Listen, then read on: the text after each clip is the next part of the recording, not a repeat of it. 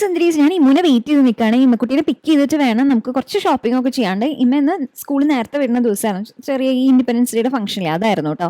അപ്പോൾ ഞാൻ കല്യാൺ സൂപ്പർ മാർക്കറ്റിൽ വന്നിട്ട് ഈ യോഗട്ട് അങ്ങനത്തെ സാധനങ്ങളൊക്കെ ഉണ്ടല്ലോ, അത് ഞാൻ 2 ആഴ്ചത്തേക്കൊക്കെ ഉള്ളത് മേടിക്കും. കുറച്ചധികം പർച്ചേസ് ചെയ്തു. അവിടെ തന്നെ തുണിക്കടയുണ്ട് അതിൻ്റെ മീതത്തെ നിലയിൽ.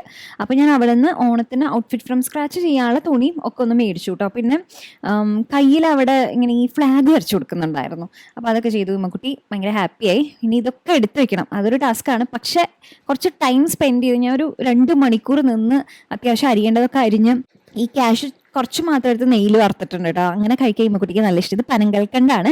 അപ്പോൾ ഇടയ്ക്ക് ഇങ്ങനെ സ്വീറ്റ് ക്രേവിംഗ് ഒക്കെ ഉണ്ടാകുമ്പോൾ പനങ്കൽക്കണ്ട എടുത്ത് കഴിക്കും ഇമ്മക്കുട്ടി. പിന്നെ ആയുർവേദം മരുന്ന് കഴിച്ചാൽ ഭയങ്കര കയ്പല്ലേ, അതിനുശേഷം കഴിക്കണത് പനങ്കൽക്കണ്ട. ചില വെജിറ്റബിൾസ് ഒക്കെ അരിഞ്ഞൊക്കെ വെച്ചു. ചിലർക്കൊന്നും ഇത് ഇഷ്ടമല്ല കേട്ടോ, പക്ഷെ ഇതാവുന്നുള്ളൂ ശരിക്കും പറഞ്ഞു കഴിഞ്ഞാൽ. പിന്നെ നമുക്ക് ആ സമയം വേറെ കാര്യങ്ങൾക്ക് ഉപകരിക്കുമല്ലോ. നിങ്ങളുടെ എന്താ അഭിപ്രായം എന്നുള്ളത് പറയണേ.